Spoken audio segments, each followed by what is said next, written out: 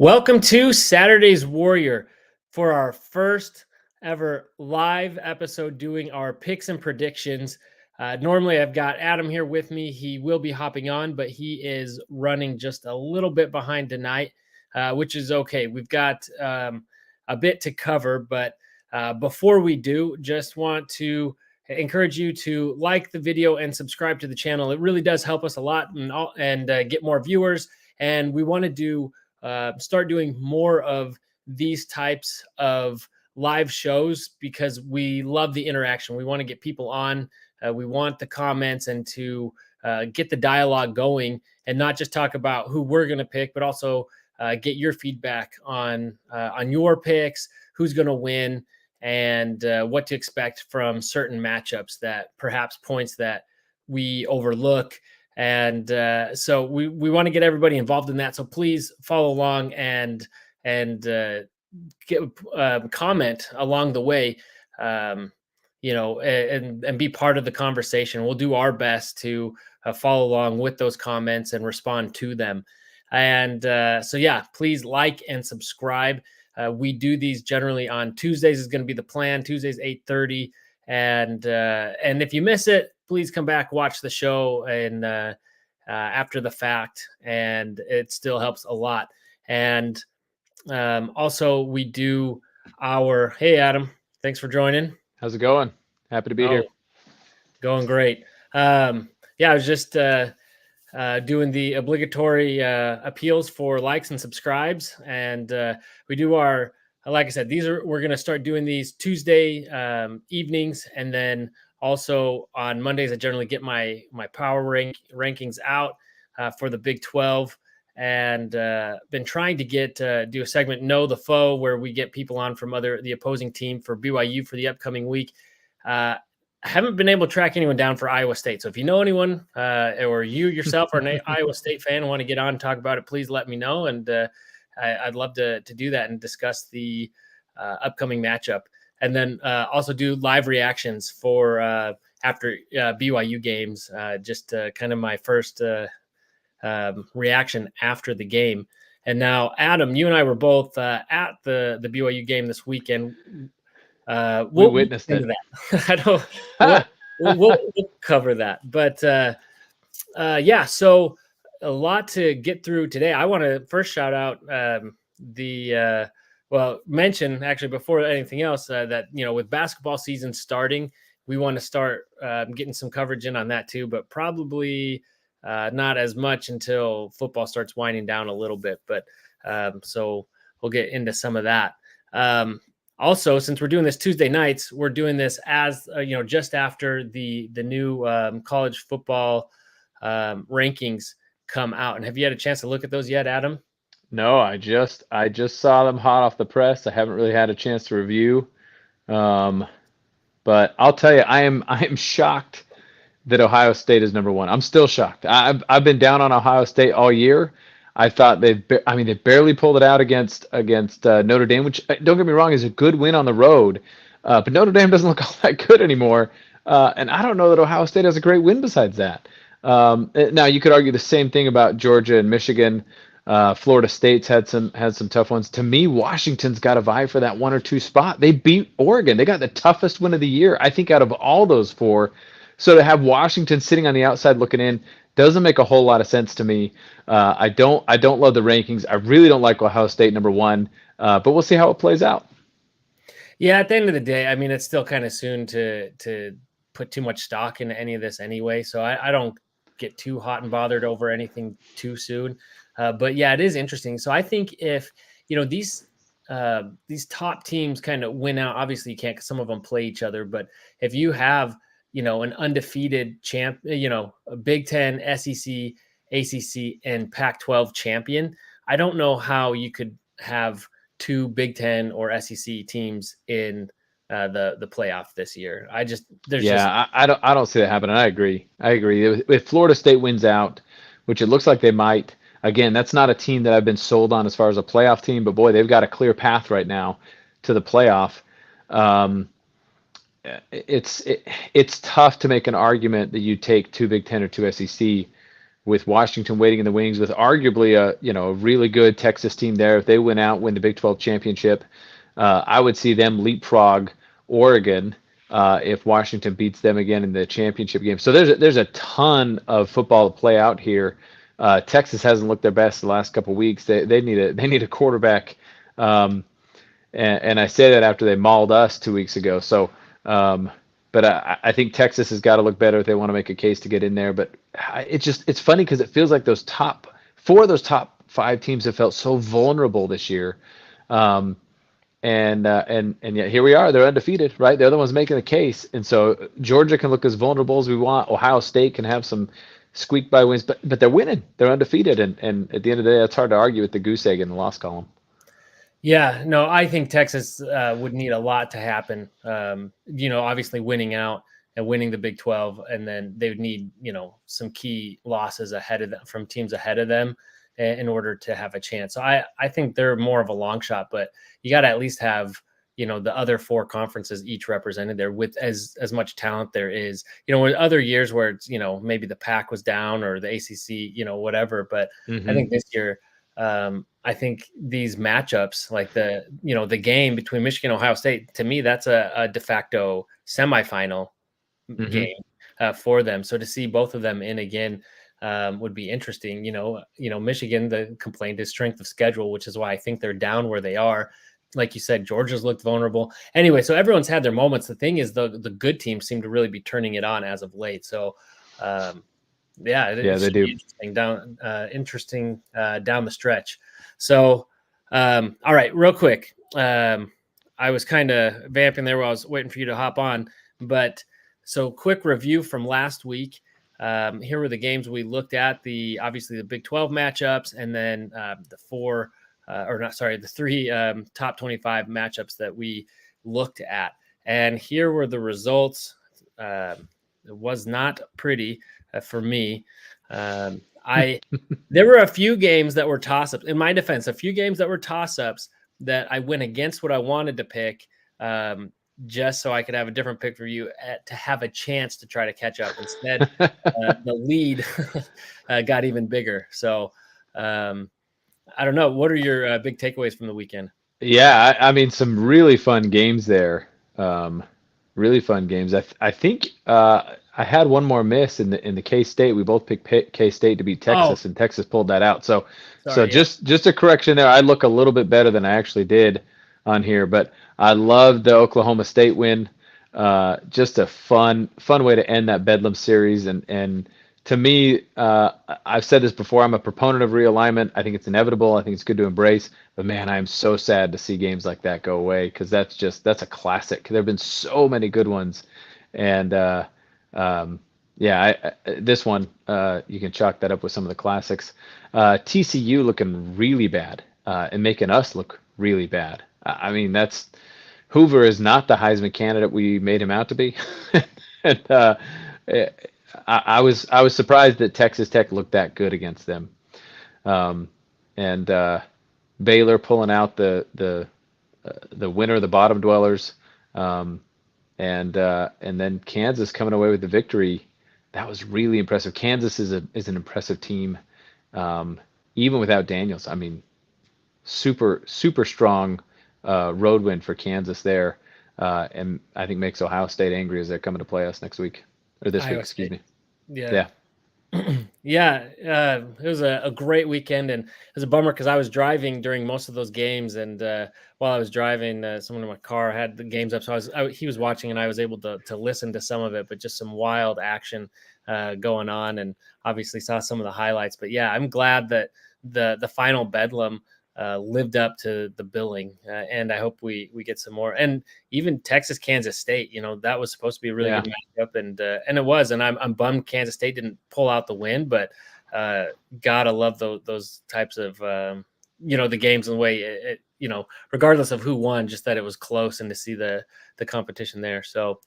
And then the top 25, I don't think there were any major surprises there. So no, I think Washington cemented its case. Again, I don't know why they're not in the top 4. To me, they have the most impressive resume, the most impressive wins, great quarterback. To me, it's appalling that they've left them out. I don't know if that's due to the Pac-12 being just awful for years, for almost a decade, and they're just not getting any love. I don't know what it is, because to me, Washington looks like the team out of those top five, and we'll see. They'll continue to win. They'll move up the rankings eventually. USC's got some serious issues, obviously trying to address that with removing their defensive coordinator. They'll be back in the future, but it's too bad to see them waste a great offense like that, because they can't stop anybody. And Washington just hung 52 on them. Yeah, it's crazy. But like I said, there's lots of football to be played out still. So, all right. So we have this was, and obviously I need to amend our overall score there. I let one slip by me in my last graphic, but anyway, regardless, I think this is accurate that you're ahead of me by 8 games. So I've got my work cut out for me over the next few. So let's get into that then, and actually start making some picks here. So, and actually, before we do that, let's quickly review, because I don't think there's too much we need to harp on with the BYU West Virginia matchup.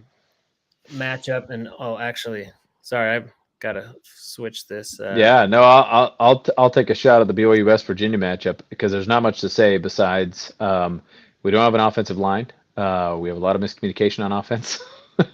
Our defense, did their best, but I was really impressed with West Virginia blocking.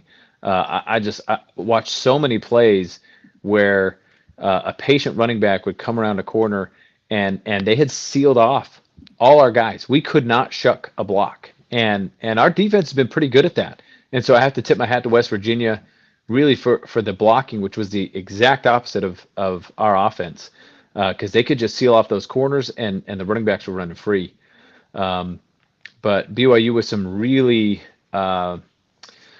major issues on offense to fix, and I do think it centers around the offensive line. I walked away really concerned, because those are deep issues that you're not going to fix in a week, and I worry that they're not going to fix in an off season. I mean, looking to next year, they got so much talent that's so underperforming there. I don't know if it's schematic, I don't know if it's coaching, but that it's tough to turn it around to the level we need to be competitive in the Big 12 in a single offseason. So I'm really worried about that offensive line moving forward. I thought Retzlaff looked the part. He did, he made some bad choices, as you would in your first college game. His scramble ability was on display and looked pretty good. He has an arm. I think he put the ball on the money quite a few times, and to me, he looked the part. And someone who I think could be successful in the future with the right time, with the right blocking, with the right scheme. Yeah, that was the major, silver lining of the whole game was Retzlaff, and see him come out and play the way he did. And I'll second all those other things. And what's disappointing, and this isn't to take anything away from West Virginia, because they won. We focus so much on what BYU did wrong. It sounds like we're saying, we're taking away what West Virginia did right. But I think it's because of the way the season's gone for BYU. But I would say, I was there I want to say this game was 09. It was 08 or 09 when Florida State came to BYU, and we played that game, and they were just bigger, faster, stronger, whatever, like everything. So we just didn't look like at any point we really stood a chance, and we didn't. The game reflected that. But I didn't really get that sense when I watched this. I mean, it did look like West Virginia was a lot better than us, but based on the result, we couldn't stop them, and they just kind of were running all over us. But the only times we really stopped them is when they tried throwing it. It was like, they decided, we'll just go back to the run game. And so, that's frustrating, because it looks like, again, I'm not saying we would have necessarily won the game, but it looks like we're doing a lot of things to effort and scheme, whatever, that we're just not living up to potential there to at least be competitive. Yeah. So anyway, we talked about a little bit last week. What is your take now on coaching changes? Do you think something needs to be done now? I mean, that's been a lot of the talk. Yeah, and I mean, we're talking about people's jobs here, so it's so hard for me to sit back and say somebody needs to lose their job, and there's smarter people than I making that decision. You need some major changes to that offensive line. What those changes are, BYU's got to figure that out. But to me, that's kind of the crux of it. I don't want to see. I don't want to see a change in offensive coordinator. I've said it before. I'm a Roderick fan. We're struggling this year, but there's so many unique aspects about this season, and he's been so successful in the past. I don't want to see that change. I like watching his offenses. I think we'll be successful with him in the future. Um, but boy, he's got a tough task with that offensive line to figure out. To me, I just wonder if I still think Jeff Grimes is one of the best offensive line coaches in the country, and it just feels like the further we get, the more years we get away from that, we've just slightly taken steps back from that where we were when he was coaching the offensive line to where we are now. That we're just struggling. We don't have that edge, and so I don't know if that's it. That's probably a layman's excuse that I don't really understand enough of the game of the football to say what it is. But yeah, I don't want to say that there has to be changes. I hope Roderick's there into the future, and I hope he figures it out. Yeah, I hope they do. Some of it's going to be depth, but we talked about, what kind of size and everything we had on the O line. And then, I mean, there were some misses like ETN, who's been bad, and he had to play in this game some. And some of that's because depth, people were out and they had to move him to different positions. And so there have been some issues like that, but it's been consistent all season. So I don't think we can chalk it up just to that. So yeah, I don't know. There do definitely need to be changes. And it's just frustrating because it feels like regardless, at least, with the defense last year, at least I didn't feel like there were a lot of changes throughout the year. It feels like they've tried some different things with this team, but we keep getting the same results. So obviously, they know more about their game plan and everything. And hopefully they can do something. Mostly, I just want to see a better effort from the guys this week. And I think we will, being at home, night game, Iowa State coming in, and they're far from a perfect team. Certainly a very good, capable team. I would say the conference is very clearly split up between, your top 7 and then your bottom 7. And Iowa State is in that top 7. And, which is crazy because they've, with all the suspensions and everything that they had prior to the season, and they've played really hard. And so this is by no means going to be a gimme like we were perhaps hoping prior to the season. Yeah, I am so impressed with Iowa State. So impressed. The adversity they faced prior to the season. You lose your starting quarterback to a scandal right before the season starts. I had written them off. I just, there's so much turmoil inside that locker room, and hat off to Matt Campbell for the job he's done with this team. It is so impressive what they've been able to do. So I want to go with my heart on this one, and I'm going to pick BYU because this is our shot to get bowl eligible. It's at home, it's at night. This is the moment. I do expect us to come out and be competitive. I do expect our defense to be opportunistic and create some turnovers against a young quarterback who's been very, very good. I do expect our offense to struggle mightily against an excellent defense, one of the best in the conference. This is one of the best defenses we'll face all year. I think you got to dig deep into your bag of tricks and just throw everything you've got at this game because I think this is our shot to get bowl eligible. But I see this as a low-scoring affair because I just don't see us scoring much on this defense. They're so good. If we're going to win, it's by special teams and defense putting us in a position where we can score a couple points. Maybe, Roderick's been great with the trick plays in the past, and I kind of look to something like that to develop to get us into the end zone. Because I worry, especially after the performance last week. I don't know how we bounce back and face this defense and play well. Yeah, it looked like last week the play calling was somewhat limited. Obviously, with just installing Jake into that starting role, I wonder if that had some of it and other personnel issues. But yeah, I wonder if they can't dream up something, a trick play or something to help get a spark them at key moments. So I'll open it up to viewers. Let us know who you think is if BYU stands a chance, and we'll see the Night Cougars come out, or if it's going to be more of what we've seen for the last few weeks. For the record, I would like to go with my heart. I'm glad that you are, and these are ones that I'm happy to lose points on against you, but I'm going to go with the Cyclones on this one, which is such a bummer because I was really, with all their opposition to BYU joining the conference both times, I'd love to, join the conference and get a win against them in that first matchup. Yeah. But I think it's going to be tough. So, all right, next game is Texas Tech at Kansas. Yeah. These are I feel like two teams at the opposite ends when you talk about the top seven, bottom seven. Um, Kansas at home, they are on such a roll right now. They're playing with so much confidence. I'm shocked that the FPI gives Texas Tech a 45% chance, to be honest. I don't think this is going to be that close. Texas Tech has not been a great road team this year. And going into Kansas, who they are just riding high after great win after great win. I'm going with Kansas in this one. Yeah, I think that's pretty cut and dry, and especially at home. Not saying that Texas Tech couldn't do it. I think they can. They've definitely shown flashes and of Well, and they got their competence. quarterback back, who played great last week, and he is extremely talented. So they that's a good point. They can have a shot there. Oh yeah, I do think 45 seems a bit high, but I think they, I wouldn't be surprised if they keep this close or even if they shock Kansas. But I mean, you look at Kansas and what they've done and held their own, and their only two losses are good losses. I mean, Oklahoma State was a little shocking at the time, but that's proven to be a really good loss. And then Texas, I mean, that was a lot closer than that final score showed. So Yeah. I think Kansas is very good. They're finally getting some love in the rankings too. So I think Kansas is gonna pull this one out. But all right, and then we got Baylor at Kansas State.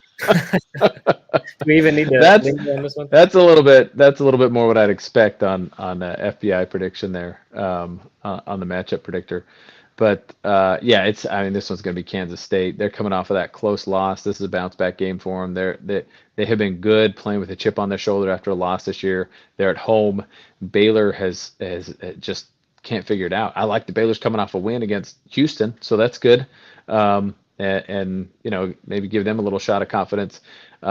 The only thing that concerns me is you watch Baylor come back against UCF, and that half is stuck in my mind anytime I pick against Baylor because I'm just so concerned they're just gonna flip that switch and figure it out. But I don't think they can do that against Kansas State. Kansas State is just so good this year.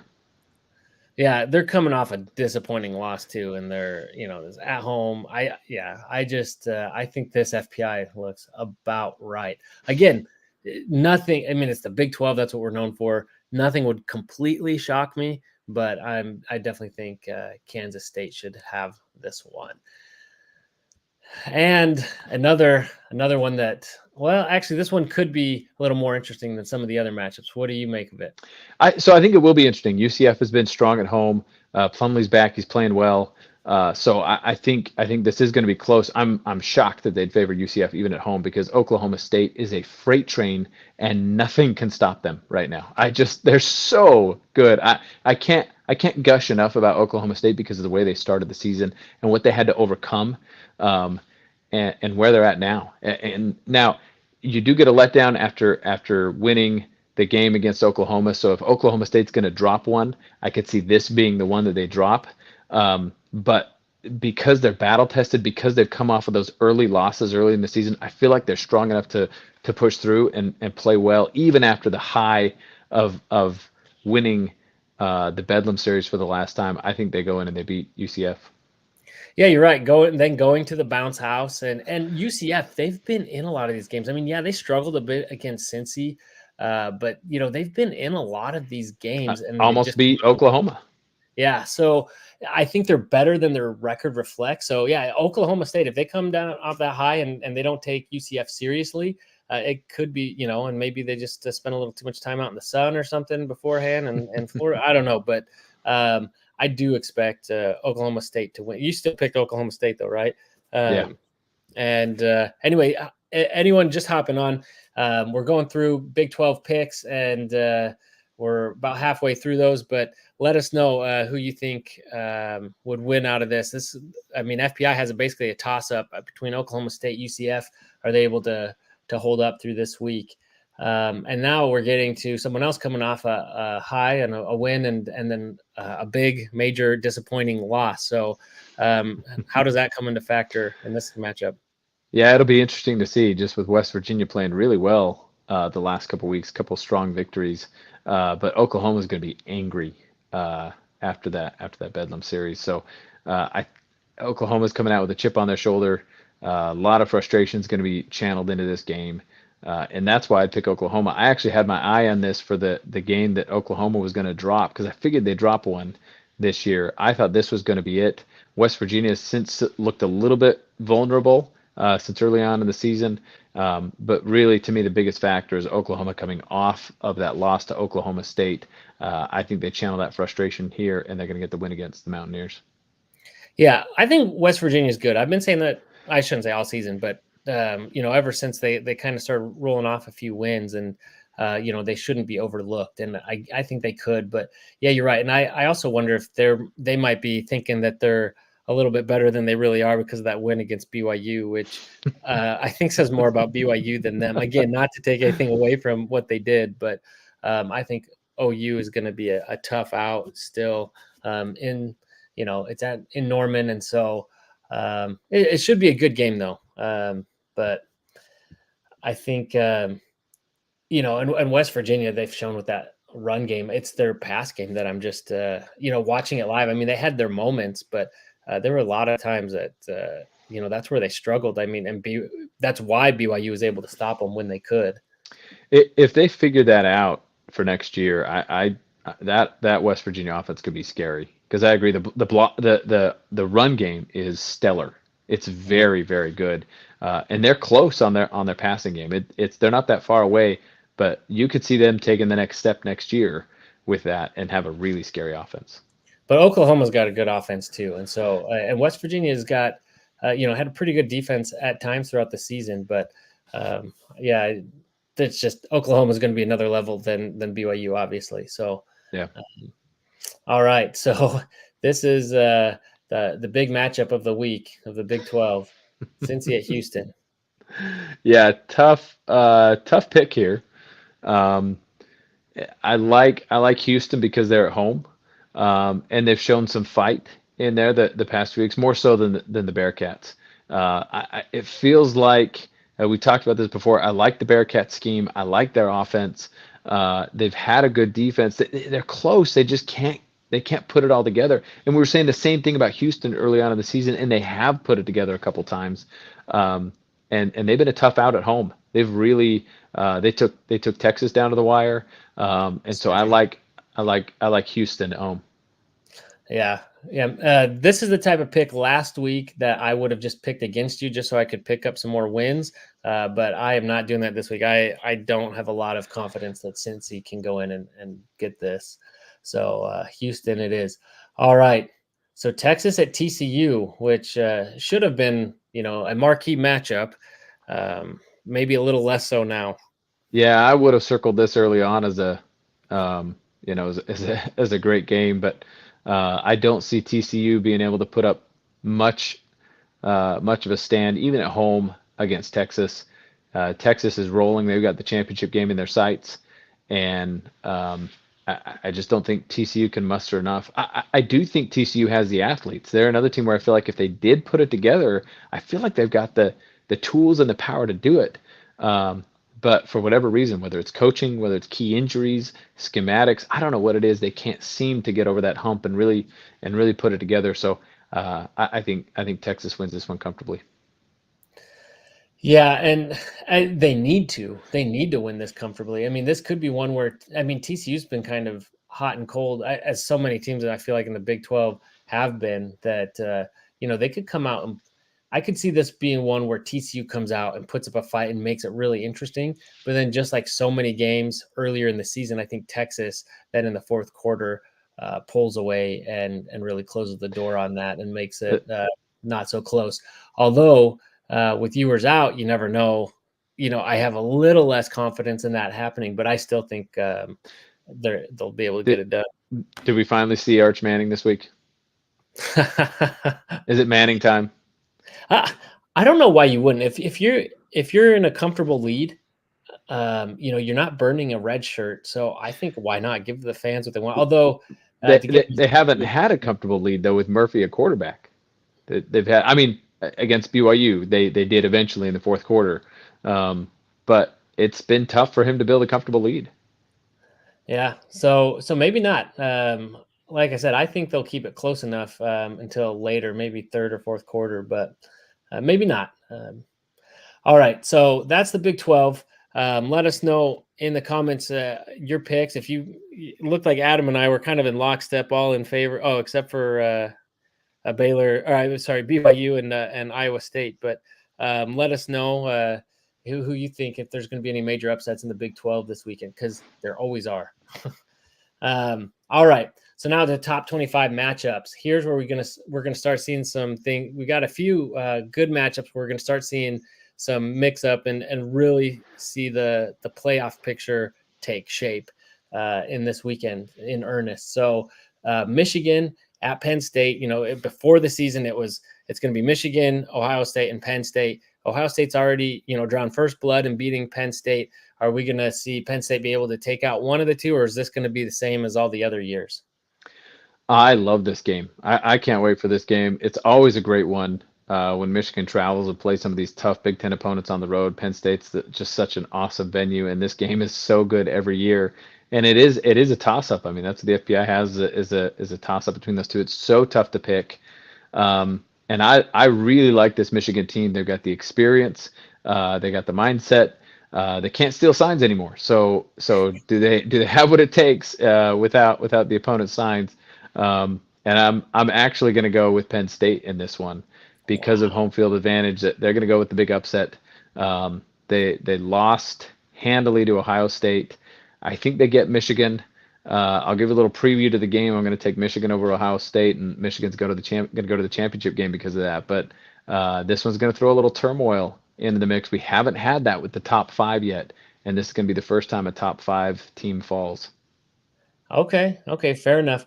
I think so. Michigan gets off to slow starts, and one thing, you don't want to get off to too slow of a start against a team of the caliber of Penn State. And that against much lesser competition, Michigan has looked slow, and sluggish to begin with, and then they just something clicks and they just start rolling on all cylinders, and it becomes a blowout.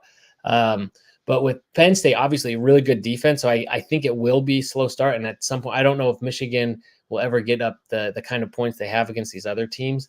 But one thing we saw with Penn State against Ohio State was that they really struggled on getting those big chunk plays and really getting their offense going. And I don't know if you've heard, but Michigan also has a good defense. So I don't know if Penn State's going to be able to push it down field, that frequently without getting bigger plays in there. And whereas Michigan is more explosive. And so I think that is going to be a difference maker. The question is, will Harbaugh be there to coach? Will he be suspended? But also, will it matter? So I'm going with my guys in blue and gold, blue and maize and blue. So anyway, I was in West Virginia this weekend, so I said blue and gold, but maize and blue. So all right, so good. We got a different pick there. So all right. A big time Pac-12 matchup. Washington, if they want playoff hopes, they've got to get through teams like Utah, who've struggled in tie, but certainly not going to be a pushover. It helps that they have them in Seattle. What do you think is going to happen with this one? Yeah, I just Utah's another team I got to tip my hat to. A lot of adversity this year. Can't get an offense going. Don't have Cam Rising. Don't know when he's coming back. An absolutely stellar defense, gets to win at USC. There's a lot of good you can say about this Utah team. Your offense is starting to figure some things out too, though. It is. It's really starting to move. Now that's against USC and ASU, and they still struggle against Oregon. I see this as an Oregon type matchup where I just don't think I think Utah's going to get outclassed just like they did against Oregon. And that being said, Utah's a strong team this year, much stronger than I thought they'd be when we started off the season. But I just don't think they have what it takes to hang with Washington, who is my number 1 or number 2 team in the country right now. And I think Washington's going to show it. That number 5 ranking, I think, has a chip on their shoulder. Yeah, I think so too. I do think Washington pulls this out. But you look since the Oregon game, they've struggled a little bit more. 15-7 against ASU. It was a single digit game against Stanford. So I think they will turn it on for this, but it does. If it takes them a little while with Utah's defense and their offense being able to do just enough, you don't want to be in that kind of position. But I do think they'll pull it out. All right. This is kind of a fun one. Two teams that are kind of the up and comers trying to put their stamp on the SEC and make their mark. What do you think is going to happen here? Yeah, I have been really impressed with Mizzou. And let me tell you, I'm thrilled that Tennessee is actually back. What last year wasn't a flash in the pan. I really like Josh Heupel as a coach. I like their brand of football. Tennessee is fun to watch, but I bought into the Mizzou comeback. I think they are the real deal. They hung with Georgia for a bit, which is about all you can ask an SEC team to do with Georgia right now is just hang on for a little bit. They're coming off that loss. They've got Tennessee at home. I'm going to go with Mizzou in this one. Yeah, I am too. And this should be a good one. And it's a bummer. One of them has to lose because I'd love to see new blood in the in the SEC and kind of mix things up. But I've been impressed with Missouri, and early in the season, I just expect it's just early season games against lesser competition. Expect once they got to the SEC, they just kind of the usual. But they've looked very impressive, and so I'm also going with Mizzou on this one. Although maybe I should pick Tennessee just for a chance to lock it in. Lock it in. But I don't want to root for. The pressure's real, Trevor. I'm picking Tennessee just because. Let's see. The FPI isn't even that good. I thought it'd be. Oh, actually, it's in favor of Tennessee. Yeah, they like Tennessee on the road there. I'm not so certain. Yeah, me neither. How about another SEC matchup with Ole Miss at Georgia? My heart's with Ole Miss. I love Coach Kiffin. I like his brand of football. I like his personality. College football is a better place because Coach Kiffin is coaching. And Ole Miss is fun to watch. They've had a good season. I hope it continues. They're about to run into a buzzsaw, and nobody's going to stop Georgia. Nobody's going to stop Georgia in the regular season. Nobody's going to stop them in the playoffs. Unfortunately, we're going to get a three-peat. I say unfortunately not because I don't like Georgia, but I like parity. I like change. I just don't see it happening with Georgia this year. I think they're going to beat Ole Miss and a lot of other teams. Yeah, I second all that. And what's interesting and kind of a bummer for Ole Miss is they could even knock off the Bulldogs this weekend and still not make it to the conference championship because they have that loss to Alabama. So Bama will have that tiebreaker. Yeah. Against them. So, but yeah, I think the Bulldogs take this one as well. If this game were earlier in the season, I would have maybe been inclined to pick Ole Miss. But I think with the way Georgia's really started clicking, I just don't see it. Okay, USC at Oregon. So I don't know if you know this, but Oregon played another Pac-12 team with a flashy quarterback with no offensive line and a team with no defense. And they won that one pretty handedly. So I don't know. Do you see this going any differently? Granted, different quarterback, but yeah, I don't.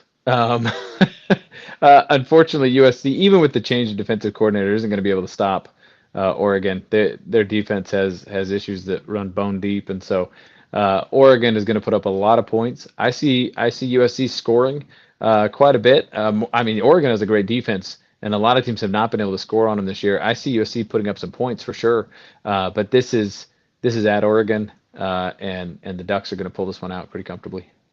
Yeah, I just don't see any way. And really, we shouldn't be too surprised. There was a lot of a lot of people loved USC before the season, but there were some red flags, and Oregon has been and ever since that loss, we talk about Washington State kind of looking a little bit sluggish in some games since the win. Ever since that loss, they have just been, out of control. They're on a mission, and I would not want to be in their way right now. So yeah. I think the Ducks, especially at home, but I don't even think that would matter, are going to pull this one out. And I don't know if it's even all that close. And so, okay, so that is it for our picks.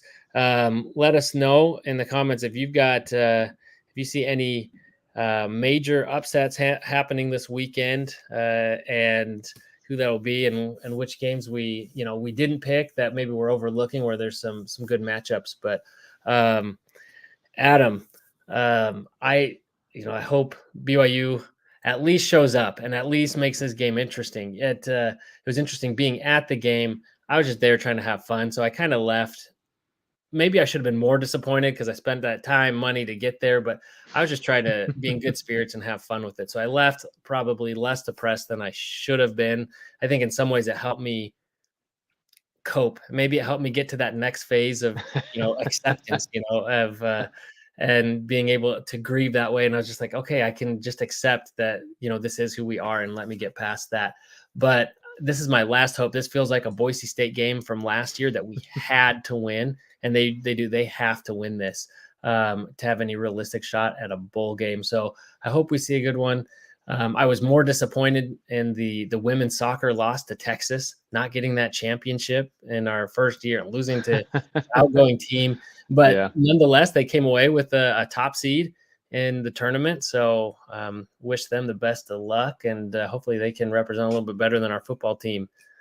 But agreed. All right. Agreed. They'll carry the banner. Yeah. So, all right, man. Well, thank you. And hopefully, like I said, they have a better showing, and hopefully I have a better showing this week too with my picks.